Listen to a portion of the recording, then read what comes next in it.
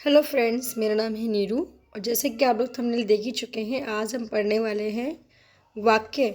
वाक्य किसे कहते हैं, वाक्य की पहचान हम कैसे करें, क्योंकि सबसे ज़्यादा एग्ज़ाम में जो हमारा टीजीटी हिंदी है और पीजीटी हिंदी, जो मैंने पिछला पेपर जो देखा है उसके सबसे ज़्यादा उसके अंदर वाक्य दे रखे हैं आपको। तो जो हिंदी ग्रामर एक ऐसी चीज़ है, जो आप कोई भी एग्ज़ाम दो, ज़रूरी नहीं है कि आप वो टीजीटी हिंदी ही दे रहे हो। कोई भी एग्ज़ाम है जिसके अंदर हिंदी आ रही हो और हिंदी के अंदर ग्रामर अगर आ रही है, तो वो यहाँ से मतलब कि यहाँ से एक या दो क्वेश्चन ज़रूर बन सकते हैं। ठीक है, व्याकरण के अंदर वाक्य एक ऐसा पार्ट है जिसको आप अच्छे से समझ भी सकते हो, ऐसा वो टॉपिक है। ओके, चलिए स्टार्ट करते हैं। इसमें दिया है आपको दो या दो से अधिक पदों के सार्थक समूह को जिसका पूरा पूरा अर्थ निकलता हो, उसे हम क्या कहते हैं? वाक्य कहते हैं। मतलब एक ऐसा सेंटेंस जिसका कोई मीनिंग हो, ठीक है, वो क्या कहलाता है? वाक्य कहलाता है। जैसे उदाहरण दिया है इसके अंदर कि मोहन मोहन खाना खाता है। तो मोहन क्या कर रहा है? खाना खा रहा है। तो मतलब कि ये वाक्य हमें क्या है, समझ आ रहा है। समझ आ रहा है ना कि मोहन खाना खा रहा है, श्याम स्कूल जा रहा है, गीता कपड़े धो रही है। तो एक वाक्य ऐसा वाक्य है जिसको पढ़ के सामने वाले को क्या है, समझ आ जाए कि हमने क्या बोला है। ऐसा वाक्य जिसका कोई अर्थ निकले, वो वाक्य कहलाता है। ठीक है, चलिए आगे देखते हैं। ये तो हो गया आपकी वाक्य की परिभाषा कि दो या दो से अधिक पदों का सार्थक जो समूह होता है वो वाक्य कहलाता है। अगर लिखना हो कहीं पे वाक्य की परिभाषा, तो आप यही लिखोगे कि दो या दो से अधिक पदों का जो सार्थक समूह होता है, ग्रुप होता है, जिसका अर्थ निकलता है, उसे हम वाक्य कहते हैं। ओके, अब दिया है वाक्य के भेद। वाक्य के कितने भेद होते हैं? तो वाक्य के आपके दो भेद होते हैं, एक अर्थ के आधार पर, एक रचना के आधार पर। ठीक है, वाक्य के कितने भेद होते हैं? दो भेद होते हैं। इससे आपका एक क्वेश्चन बन सकता है कि वाक्य के कितने भेद हैं, तो आप तुरंत बता दोगे कि वाक्य के दो भेद हैं। ओके, एक नंबर का प्रश्न आपका यहीं से हो गया। और ये हिंदी ग्रामर फ्रेंड्स ऐसा है कि मैं जैसे भी आपको पहले बताया कि टीजीटी से ही रेट, ये टीजीटी हिंदी या पीजीटी हिंदी के लिए ही नहीं है, कोई भी एग्ज़ाम है जिसके अंदर आपका हिंदी आ रहा है, क्योंकि डीएसएसबी हो गया, एनवीएस हो गया, केबीएस हो गया, अदर कोई एग्ज़ाम हो गए, ठीक है, अगर ये मतलब स्कूल के अगर बच्चे भी ये वीडियो देख रहे हैं, तो उन लोगों के लिए भी बहुत ही ज़्यादा ज़रूरी है कि हिंदी ग्रामर जो है हर किसी के लिए आता है। स्कूल के बच्चों से लेके जितने भी कॉम्पिटिटिव एग्ज़ाम हो रहे हैं जिसके अंदर हिंदी पूछी जा रही है, हिंदी ग्रामर अगर आ रहा है, तो वो टॉपिक सबके लिए काम आते हैं। ओके, अब इसमें दिया है अर्थ के आधार पर 8 भेद होते हैं। अर्थ के आधार पर कितने भेद होते हैं? देखो, आप मैंने बताया आपको वाक्य के कितने भेद है? दो। कौन? अर्थ अलंकार और रचना। अर्थ अलंकार और रचना के, सॉरी, अर्थ अलंकार नहीं, अर्थ के आधार पर और रचना के आधार पर। ठीक है, अलंकार माइंड में आ गया। अर्थ के आधार पर और रचना के आधार पर। ओके, चलिए, अर्थ के आधार पर कितने भेद बताए मैंने आपको? 8 होते हैं, 8 प्रकार के होते हैं। जिसमें दिया है आपको, पहला है विधानवाचक, निषेधवाचक, प्रश्नवाचक और विस्मयादि वाचक, आज्ञावाचक, इच्छावाचक और संकेतवाचक, संदेहवाचक। अब मैं आपको बता देती हूँ कि आप इसको कैसे समझोगे, मतलब कि विधानवाचक का मतलब क्या है, ठीक है, इसका अर्थ क्या है, और अगर एग्जाम में आ जाता है तो आप उसकी पहचान कैसे करोगे कि ये विधानवाचक वाक्य है। ठीक है, तो विधान का मतलब होता है सूचना देना। विधान का अर्थ क्या होता है? सूचना देना। ओके, विधान का अर्थ होता है किसी भी चीज़ की सूचना देना। जैसे कि बोल सकते हो, आप उदाहरण ले सकते हो कि भारत के प्रधानमंत्री श्री नरेंद्र मोदी हैं। तो ये क्या दे रहे हैं? हमें एक सूचना दे रहे हैं, किसी को बता रहे हैं, ठीक है, कि भारत का प्रधानमंत्री कौन है। ठीक है, नेक्स्ट आपको दिया निषेधवाचक। निषेध का मतलब होता है नहीं। इसका मतलब है कि वाक्य के अंदर अगर आपको कहीं नकारात्मक दिख रहा है, तो वो आपका निषेधवाचक होगा। ओके, नहीं। नेक्स्ट बताया आपको प्रश्नवाचक। प्रश्नवाचक वाक्य होता है जिस भी किसी वाक्य के अंदर अगर आपको क्या, कब, कैसे, कहाँ अगर आ रहा है, तो वो आपका सीधा सिंपल है कि वो प्रश्नवाचक वाक्य है। अब विस्मयादि वाचक जो होता है, इसमें क्या है कि किसी चीज़ का आश्चर्य बोल सकते हैं एक तरह से, कि जैसे कि इसके अंदर अरे, आ, ये क्या हो गया, ऐसे कुछ मतलब जो बनते ना, अब उदाहरण देखेंगे उसमें पता चल जाएगा कि आश्चर्य होना, मतलब कि जो एक्सपेक्ट नहीं किया आपने वो चीज़ हो जाना, तो वो आपकी कहलाती है विस्मयादि वाचक। आगे दे या आज्ञावाचक। आज्ञावाचक होता है वाक्य जिसमें हम किसी को ऑर्डर दे रहे हो या किसी की आज्ञा का पालन कर रहे हो, दोनों ही इसके अंदर आएंगे। किसी को ऑर्डर देना या फिर किसी की आज्ञा का पालन करना, जैसे रिक्वेस्ट करना भी होता है, ठीक है। रिक्वेस्ट करना हो गया, ऑर्डर देना हो गया, तो ये दोनों चीज़ें अब उदाहरण के देखेंगे तो आपको जल्दी समझ आ जाएगा। इच्छावाचक, इच्छा जताना अपनी, ठीक है, किसी भी चीज़ की इच्छा करना, तो उसमें इच्छा वाचक आएगा। संकेतवाचक, संकेतवाचक में आता है किसी भी चीज़ का संकेत देते हुए किसी वाक्य को बताना, ठीक है। आगे दिया है आपको संदेहवाचक, संदेह में आपका आ जाता है डाउट, किसी पे शक करना, ये कह सकते हैं आप, शक करना। संदेहवाचक मतलब कि डाउट करना। संकेतवाचक में होता है, आप उदाहरण देखोगे आपको इजली वो जल्दी समझ आ जाएगा। संकेतवाचक क्या होता है कि बोल रहे वह व्यक्ति उधर खड़ा है, ठीक है, इधर आओ, तो हम क्या कर रहे हैं, उसे संकेत देते हुए बोल रहे हैं। अब ये तो हो गया आपके अर्थ के आधार पर जो वाक्य होते हैं मैंने आपको बता दिया, और इसके अर्थ मतलब बता दिया कि निषेध का मतलब क्या है, इच्छावाचक का मतलब क्या है। ओके, अब आता है हमारा रचना के आधार पर 3 वाक्य होते हैं। रचना के आधार पर कितने होते हैं, 3 वाक्य होते हैं। कितने वाक्य, 3, ये ध्यान रखना आप लोग। मैं जैसे आपको बता रही हूँ कि जैसे प्रश्न डायरेक्ट यही भी बन जाते हैं कभी कभी, कितने वाक्य हैं, ठीक है। तो वाक्य के कितने भेद है, 2 हैं। एक है आपका अर्थ के आधार पर, एक है रचना के आधार पर। अब आपसे पूछते हैं कि अर्थ के आधार पर कितने भेद होते हैं, तो आपके 8 भेद होते हैं, वो आप ध्यान रखना। और आपसे अगर यही पूछ लिया कि रचना के आधार पर कितने होते हैं, तो 3 होते हैं। कौन कौन से वो 3 होते हैं, एक होता है सरल वाक्य, संयुक्त वाक्य और मिश्र वाक्य, ठीक है, मिश्रित वाक्य। अब मिश्र भी दे सकते हैं, कहीं मिश्रित दे सकते हैं, मतलब कि मिक्स जैसे वाक्य जो होता है, जो सेंटेंस दोनों मिला होता है, उसको कहते हैं मिश्र वाक्य। आइए अब समझते हैं इसके उदाहरण।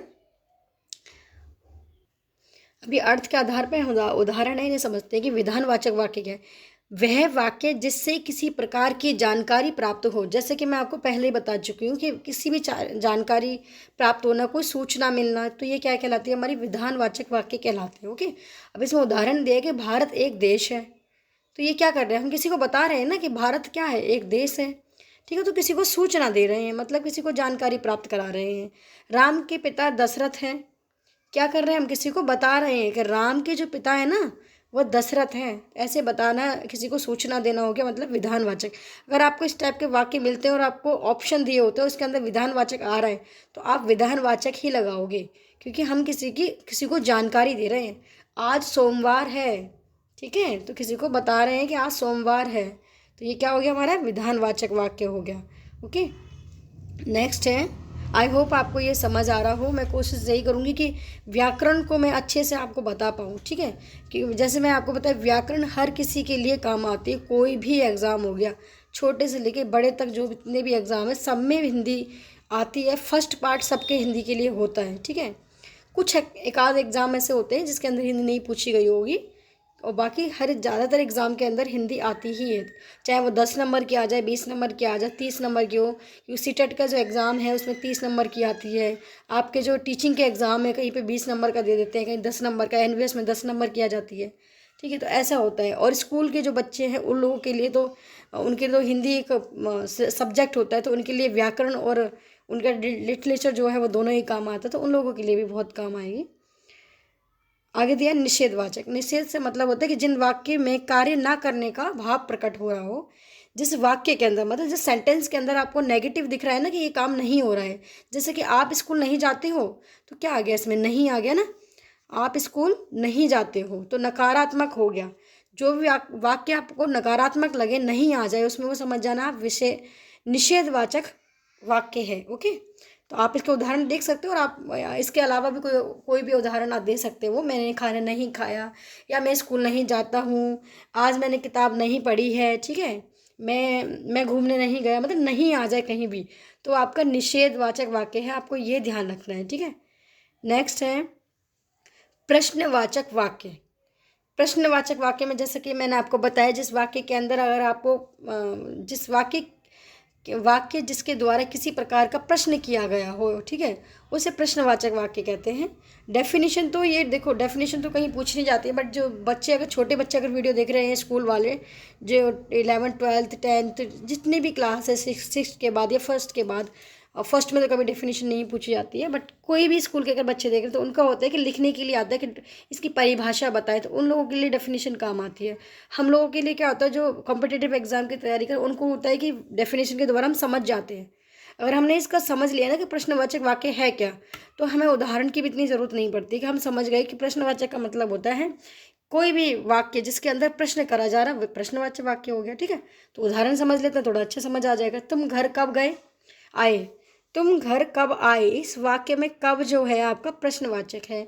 मोहन के पिता कौन है, कौन प्रश्नवाचक वाक्य हो गया। ठीक है, वह कौन है, कौन आ रहा है, तो ये हो गया प्रश्नवाचक वाक्य। ओके, नेक्स्ट आपको दिया है आज्ञावाचक वाक्य। वह वाक्य जिसके द्वारा किसी प्रकार की आज्ञा दी गई हो या दी जाती हो, ठीक है, दी जाती हो, उसको क्या कहते हैं हम, या फिर आज्ञा देना या फिर प्रार्थना करना, किसी से रिक्वेस्ट करना या फिर किसी को ऑर्डर देना, तो ये क्या कहलाता है आपका आज्ञावाचक वाक्य कहलाता है। जिसमें उदाहरण इसमें दिया हुआ है कि मोहन शांत रहो, हम किसी को बोल रहे हैं मोहन शांत रहो, ऑर्डर दे रहे हैं हम, कृपया शांति बनाए रखें, कृपया शांति बनाए रखें, तो क्या एक तरह से रिक्वेस्ट करना हो गया, प्रार्थना करना हो गया किसी को। ठीक है, श्याम यहाँ बैठ जाओ, तो एक तरह से कह सकते हो ऑर्डर देना हो गया। दोनों में ही आ गया, मतलब कहीं भी आपको लग रहा है कि रिक्वेस्ट कर रहे हैं या फिर हम किसी को आज्ञा दे रहे हैं, ठीक है, ऑर्डर दे रहे हैं, तो वो दोनों किस में आएगा, आपका आज्ञावाचक वाक्य में आएगा। ओके, अब आगे दिया है आपको विस्मयादि वाचक वाक्य। इसके अंदर क्या देते हैं, जैसे मैंने आपको बताई, कोई गहरी अनुभूति कराना, जिस वाक्य से किसी प्रकार की गहरी अनुभूति प्रदर्शन किया जाता हो, उसे क्या कहते हैं, विस्मयादि वाचक वाक्य कहते हैं। जैसे कि कितनी ठंड है आज, कहते हैं ना, अरे कितनी ठंड है, ऐसे बोल सकते हैं आप, कितनी ठंड है।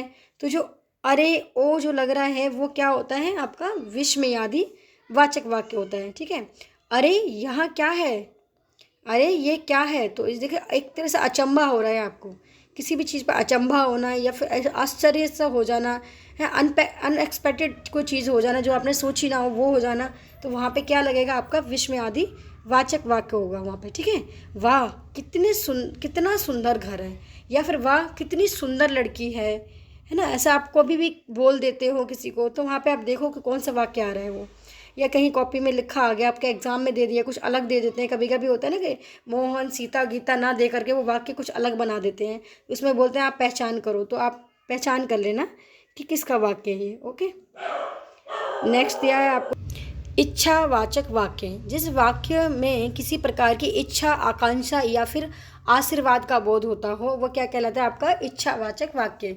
मतलब कि अपनी भावनाओं को, मतलब अपनी जो अंदर इच्छा है वो बताना, किसी को आशीर्वाद देना। जैसे इसमें उदाहरण दिया आपको, भगवान तुम्हें खुश रखे, ऐसा कोई वाक्य आ रहा है, आपको दिख रहा है, तुम्हारा दिन मंगल में हो। ठीक है, ठीक है, ऐसा अगर कोई वाक्य आपको दिख रहा है तो आप उसमें आएगा इच्छावाचक वाक्य। ओके, या फिर कोई आकांक्षा है, कोई इच्छा हमारे है अंदर से, है ना, वो क्या कहलाएगा, हमारा इच्छावाचक वाक्य। आपको अगर इस टाइप का कोई वाक्य अगर दिख रहा है तो आप लगाओगे इच्छावाचक वाक्य। ओके, नेक्स्ट है आपका संकेतवाचक। देखो 8 वाक्य भेद इसमें दे रहे हैं, 8 वाक्य दिए गए अर्थ के आधार पर, तो 8 के बारे में आपको पता होना चाहिए, क्योंकि कभी कभी एग्जाम में क्या देता है कि रचना के आधार पर जो 3 भेद है ना उनमें से प्रश्न बना देते हैं, और अर्थ के आधार पर कोई प्रश्न नहीं बनता। पर कभी हर बार ऐसा नहीं होता, वो रचना के आधार पर ना दे करके आपको अर्थ के आधार पर भी पूछ लेते हैं प्रश्न, और ये थोड़े से गहराई में होते हैं अंदर में, तो इनको समझना बहुत ज़रूरी है, क्योंकि रचना के आधार पर 3 भेद हैं, वो बहुत ही ज़्यादा सिंपल कह सकते हो आप, और वो जल्दी समझ आ जाएंगे आपको। ये थोड़े से लगते हैं कि 8 भेद को कैसे ध्यान रखें, इतने ज़्यादा हैं, पर कुछ नहीं है। 8 भेद जो दिए गए उनका मतलब अगर आपको अर्थ समझ आ गया है ना कि इसका मतलब ये है, तो आपको कुछ याद करने की ज़रूरत ही नहीं है, बस वो 8 भेदों का मतलब समझ लो आप। ठीक है, संकेतवाचक, अब संकेतवाचक की ही पढ़ के समझ आ गया कि संकेत देना मतलब इशारा देना कोई भी, तो जिन वाक्यों में किसी संकेत का बोध होता है वो क्या कहता है, संकेतवाचक कहलाता है। सीता का घर उधर है, जैसे मैंने आपको बताया, सीता का घर उधर है, गीता उधर घूम रही है। ठीक है, इधर उधर अगर ऐसा कुछ आता है तो आप क्या लगाओगे, संकेतवाचक वाक्य लगाओगे ना, तो ये तो हो गया आपका संकेतवाचक वाक्य है। अब देखो इसमें कुछ नहीं है, बहुत ही सिंपल है, जैसे मैं आपको बता रही हूँ कि 8 जो आपको दे हैं अर्थ के आधार पर, 8 जो भेद बताए हैं उनका बस मतलब अगर आप समझ लोगे तो आपके लिए बिल्कुल ईजी है, कुछ नहीं होता पेपर में। पेपर देखो होने को तो बहुत कुछ है, बट अगर हमें नहीं आता तो कुछ भी समझ नहीं आएगा। अगर आता है तो ऐसे जो वाक्य जो आपको दिए जाते हैं ना बहुत ज़्यादा ईजी होते हैं, बस एक बार इसको पढ़ लो, समझ लो। एक बार आपने वीडियो देख ली, नहीं समझ आ रहा 2 बार देखो उसको। ठीक है, कहीं लिख लो, वाक्य बनाओ, अपनी तरफ से भी वाक्य बनाओ और देखो इसमें कौन सा वाक्य लग रहा है, ठीक है, तो वो जल्दी समझ आ जाएगा। अब ये तो हो गया हमारे 7। 8वां है हमारा संदेहवाचक वाक्य। संदेह मतलब संदेह से ही, संदेह शब्द से ही समझ होता है कि डाउट करना किसी पर, ठीक है। ऐसा कोई वाक्य जिसके अंदर शक हो, मतलब शंका हो कह सकते हो आप, ठीक है, संदेह हो। जिस वाक्य में संदेह का बोध हो रहा हो उन्हें संदेहवाचक वाक्य कहते हैं। अब कुछ लोग होते हैं, देखो जितने भी हम लोग कॉम्पिटिटिव एग्जाम की तैयारी कर रहे हैं वो लोग तो उसको समझ लेते हैं कि संदेह का मतलब होता है डाउट। कुछ लोगों को होता है कि हिंदी की एकदम से गहराई नहीं समझ आ रही है उसको, मतलब संदेह का मतलब ही नहीं पता, डाउट बोल दिया तो मतलब समझ आ गया, बट संदेह का मतलब ही होता है कि डाउट करना, शक करना। अब कुछ बच्चे ऐसे होते हैं कि कुछ मतलब ज़रूरी नहीं है कि ये वीडियो सारे बड़े ही बच्चे देख रहे हों या बड़े एग्जाम की तैयारी कर रहे हैं वही कर रहे हैं, कुछ स्कूल के भी बच्चे हैं जो वो देख रहे हैं इस वीडियो को, ओके। तो उनको एकदम से नहीं समझ आएगा कि संदेह का मतलब क्या हुआ। तो हमें सबसे मेन बात तो हमारी यही कि संदेह का अर्थ हमें समझना ज़रूरी है। तो संदेह का मतलब होता है डाउट करना। अगर ऐसे मैं बताऊंगा तो आपको जल्दी समझ आएगा, मतलब कि शक, ऐसा कोई सेंटेंस जिसके अंदर हमें डाउट हो रहा है वो संदेहवाचक वाक्य कहलाता है, ठीक है।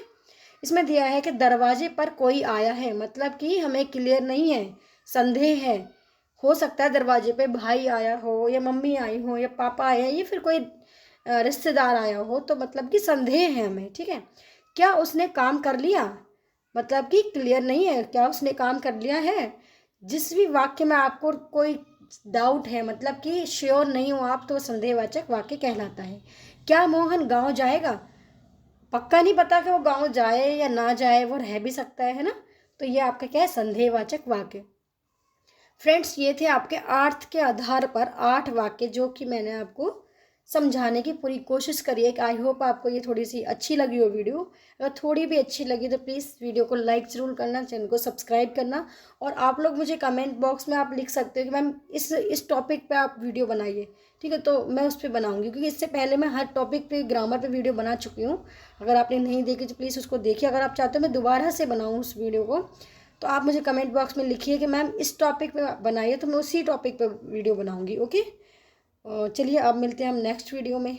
बाय।